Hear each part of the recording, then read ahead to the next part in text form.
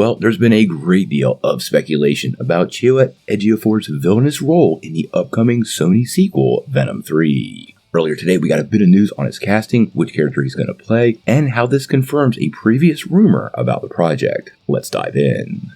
Well, one thing Venom and Venom Let There Be Carnage has gotten right from Sony Studios is the ability to attract some really great talent to their Marvel franchise. Riz Ahmed played the villainous Carlton Drake in the first movie, with Woody Harrelson coming on as Carnage in the sequel. Now, we heard a couple months ago that Chiwetel Ejiofor had picked up a mysterious role in the upcoming project, but that had been kept completely under wraps. Many people had even speculated he could be Baron Mordo, his MCU counterpart. But now we've got a new report that seems to indicate who he's going to play and does give us a pretty big peek into the larger story. Now, this comes via scooper Daniel Rickman. So like we always like to say, it's not from Sony or Marvel, so we want to take it with a grain of salt because it has not been confirmed. Now, what the scooper is saying is that the British actor has been cast in Venom 3 as the comic book baddie known as Orwell Taylor. We talked about the potential for Orwell Taylor to be the villain a couple of months ago, and given the trajectory of this trilogy, it does kind of make a lot of sense. The ongoing speculation is that he and a group of characters known as the Jury would be the threequel's lead villains. And this makes a lot of sense because Eddie Brock has moved into that lethal protector phase, and that antagonist played a big part in the comics. Now, if you're unfamiliar with the group, that's perfectly okay. The group itself is led by Taylor and exists solely to take out the Venom symbiote. Now, what's interesting is each member of the Jury is outfitted in some rather powerful armored suits, and the tech designs for these suits, at least in the comics, was very much based on Tony Stark's designs. Now, these suits have some pretty great weaponry that definitely impacts the symbiote, including sonic blasters and flamethrowers.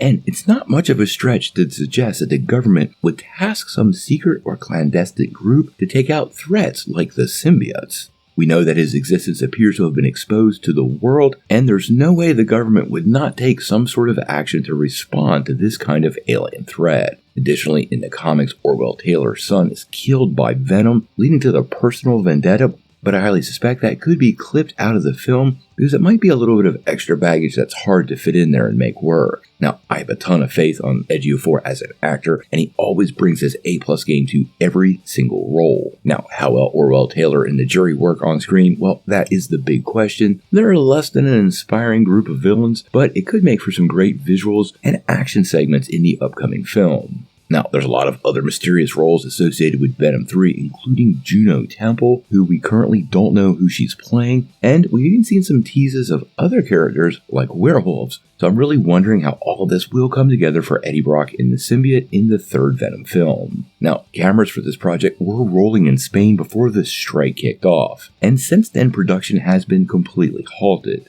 The film does have a release date of July the 12th, 2024, a little less than a year from today, but quite honestly guys, if the Screen Actors Guild strike drags on into November or beyond, I highly suspect this release date, like many others, will get pushed down a little bit. We might not actually see it until October of 2024 or even 2025. When the strike finally resolves itself, well, we're gonna have to wait and see.